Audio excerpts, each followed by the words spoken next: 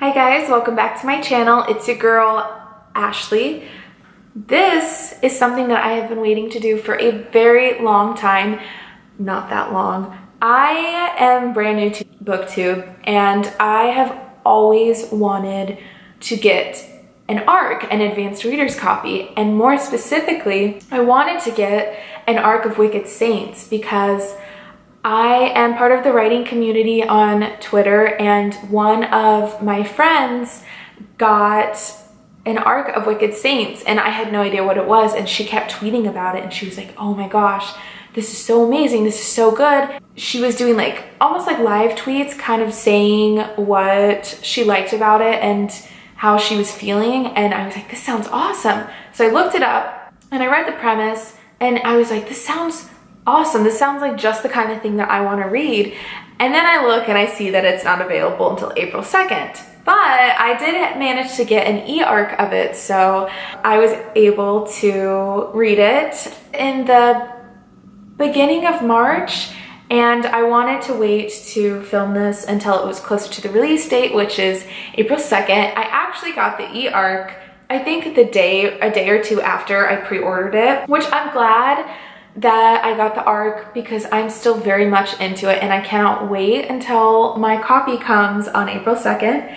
So it is Wicked Saints by Emily A. Duncan. I had very high hopes because this is one of the most anticipated releases of 2019. It's a debut, and I don't think I was disappointed. I gave it a 5 out of 5 stars because I think by the end of it, if I finish a book and I really want to read the second one, and not only do I want to read the sequel, but I want to read it again, that is when I give 5 stars. And so were there things that could have been done better? Yes, definitely. But I would definitely read this a second time, and I got really wrapped up in it. So let me just go ahead and dive right into the review. It's very dark, very gory, but it's good.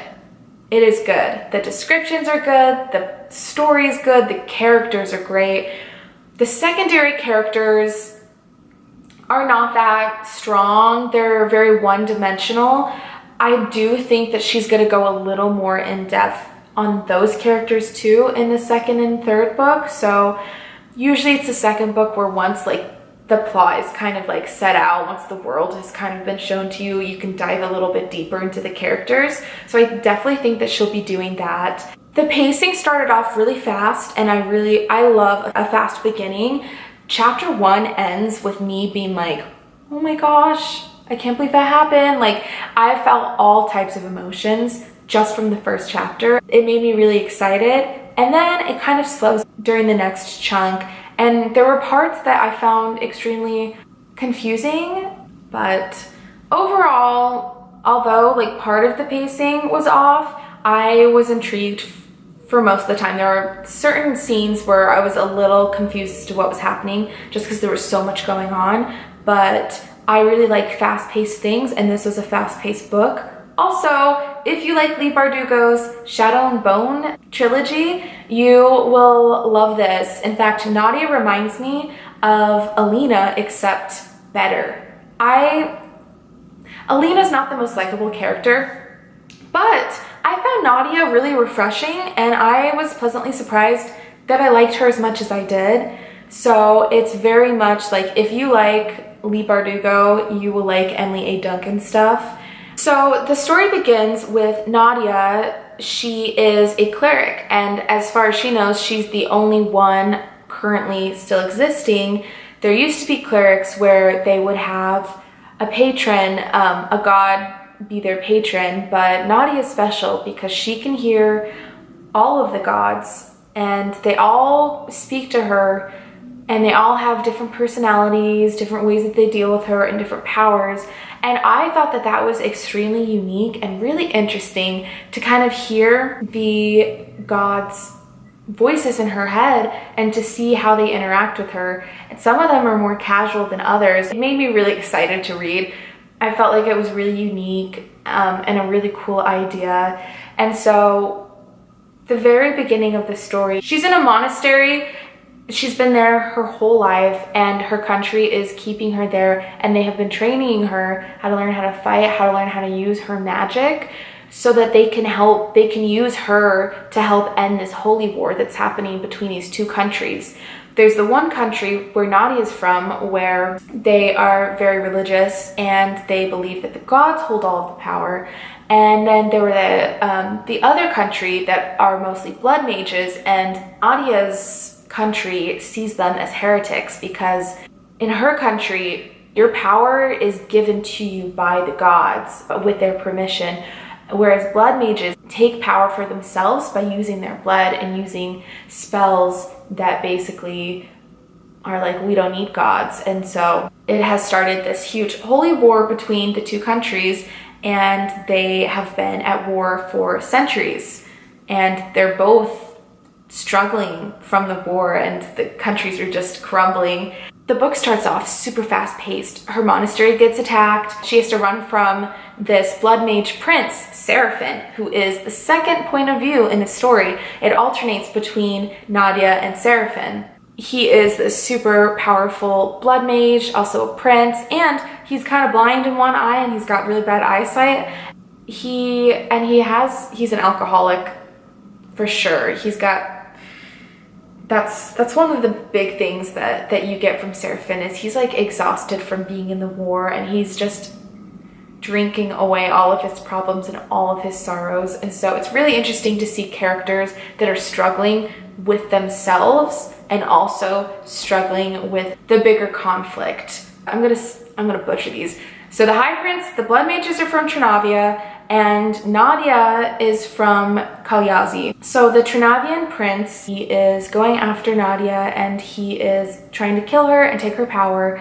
And she is one of Kalyazi's last hopes in ending the war. And I think both sides basically are like, yeah, we want the war to end, but not necessarily in the same way that each person wants it to. And that's a really big part of the story, is like, for the most part, everybody wants the war to end, and everyone is doing it in a different way. That is really like what the difference is. No one wants to be fighting anymore. Everyone has a different idea of how it should end. And so Nadia runs into this band of rebels, and one of them is the third main character, which his name is Malakiaj. And I know I'm not pronouncing it exactly how she says it, but that is like the closest that I believe that it is.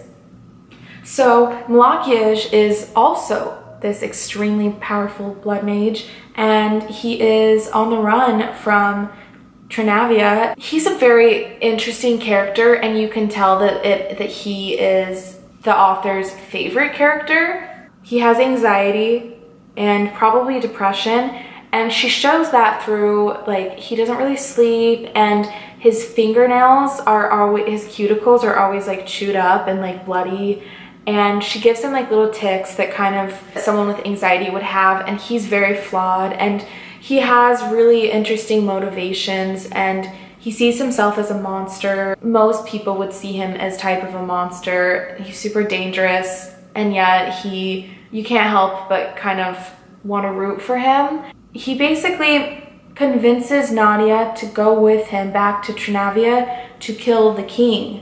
And one of the interesting things is that Seraphim, who is called back to the castle, he also wants to kill the king. So all three of them are trying to kill the king. All three of them are trying to end this war, but they're all doing it in a different way, and they're all keeping stuff from each other. And for the most part, because it alternates between Nadia and Seraphim, they don't interact until much later, maybe like 75% in of the book do they finally meet up. But Nadia and Malakiaj are together for most of the time. These are very well-rounded main characters, which is great considering that there's three of them. There were times when Nadia's character kind of faltered, and Seraphim's character kind of faltered, and even Malakiaj's character. In the beginning, Malakiaj's character was not that great, and I was kind of like, I feel like this is almost forced. It got a lot better. Seraphim's was really interesting in the beginning. It got a little boring in the middle, got better at the end. Nadia's was really interesting in the beginning, really interesting in the middle, and then at the end it wasn't so interesting. There was always like at least one character at one part in time that's like always pretty good. The ending of the book left me like really excited for the next book. And I read somewhere that I think Emily A. Duncan had tweeted this, that book 1 is Nadia's story, book 2 is Seraphin's story, and then book 3 is Malakiaj's story. So I'm really curious to see if we get a point of view from Malakiaj in the second book, because we didn't get one at all with him in the first one. And so you never really know too much about him. And even towards the end, you still don't really know his motivations. All in all, it was a really good read. I loved it so much. Yeah, I really enjoyed this book. Like I said, I pre-ordered it and then I got an ARC and I kept my pre-order because I'm really excited to get it. I think this will be a book that I will be picking up again, and I will definitely be getting the second and third book when they come out. I'm ready for them. I'm ready. I love Nadia, I love Seraphin, and I love Malakiaj, and I think she did a really great job on those 3 characters. It kind of made all of the other characters suffer a little bit. The 3 main characters I felt were really well developed. There were times when I felt like Seraphin's point of view was a little boring, but he got really interesting at the end, like really interesting. So you'll just have to read it and let me know how you like it. I'm so excited for it to come out, and for a debut, like, it's really good. Like I said, I gave it a 5 out of 5 stars because overall, yeah, I would read it again. Yeah, there were issues, but there's going to be issues with every single book. I think for a debut, Emily A. Duncan did a really good job. So I'm excited to see what else she writes and to see how the second and third book of this goes. That is all for this video. Thank you so much for watching. Please like, comment, subscribe, follow me on my social media, be my best friend. Tell me what you thought of the book once you get it. It's really great. I hope you guys enjoyed it as much as I did. Thank you for watching. I'm just gonna burst into song. It's fine. I'm the worst at like the outros. Like, I don't even know what to do. Thanks for watching. Stay tuned for the next videos. Nope. Thanks for watching. Bye.